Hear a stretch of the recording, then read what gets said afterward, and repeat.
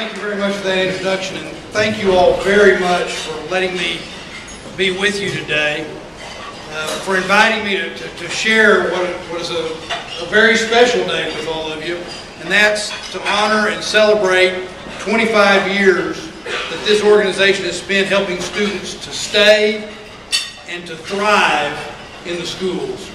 Every one of you that's here today, teachers and administrators, volunteers and contributors, representatives of agencies and angels, should feel so very proud of Communities in Schools' success.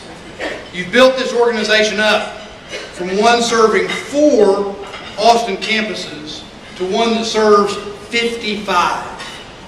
You've created and launched innovative programs that touch on everything from promoting literacy to providing low-income families with computers.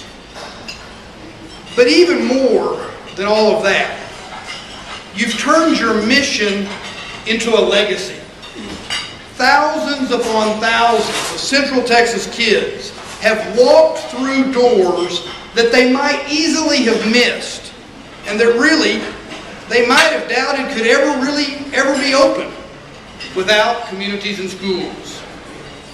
In that, your calling is as tough as they come.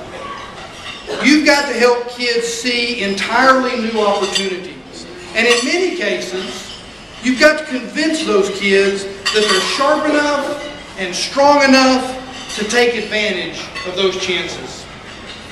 You know better than I do that your efforts mean far more than simply helping kids with their homework or getting them ready for a test.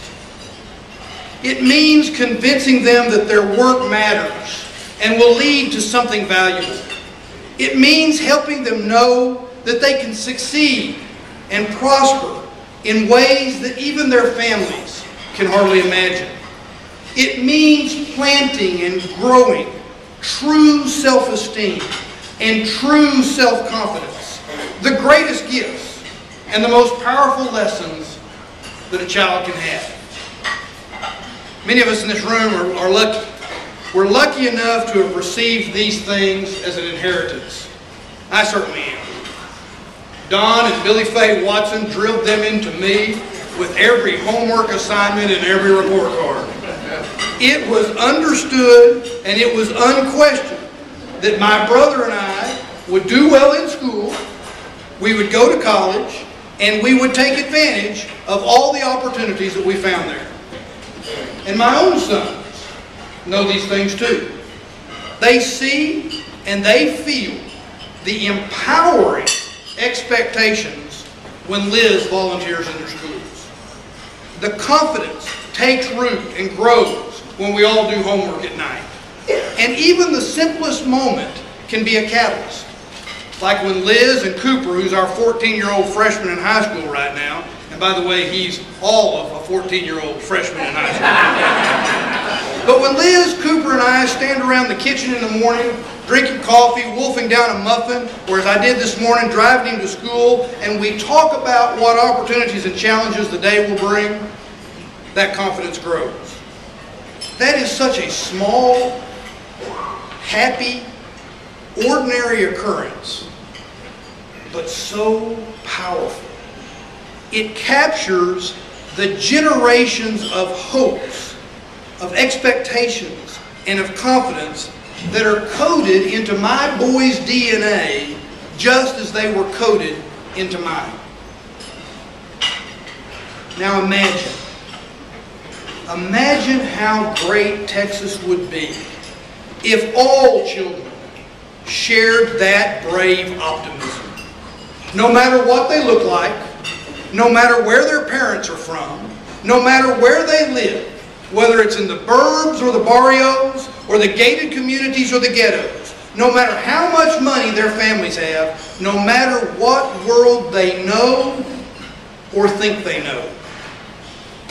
Imagine what would happen and what we could become if every last one of Texas's children knew in their bones that they had the talent and could find the means to graduate from high school and get a college degree.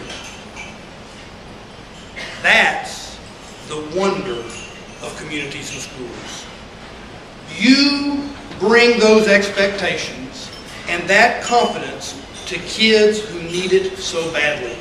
And in providing that, you do so much more to help them succeed in school and in everything else.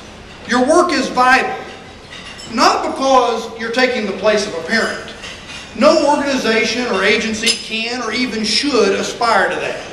What you do, though, is you reinforce the lessons that parents, teachers, family members, mentors, and so many others are morally obligated to convey. This means more than the money you can give. It means more even than the hours you spend with these kids. It means so much more, I bet, than most of you can imagine. Because you're giving yourselves. You're instilling confidence. You're helping to build a person. If it's true that it takes a village to raise a child, and I deeply believe it does, then that village or community needs people like you and groups like communities and schools. There's no way to place a value on what you mean to these children, these schools, this community, and this region. And there's no question that Texas is richer for your work.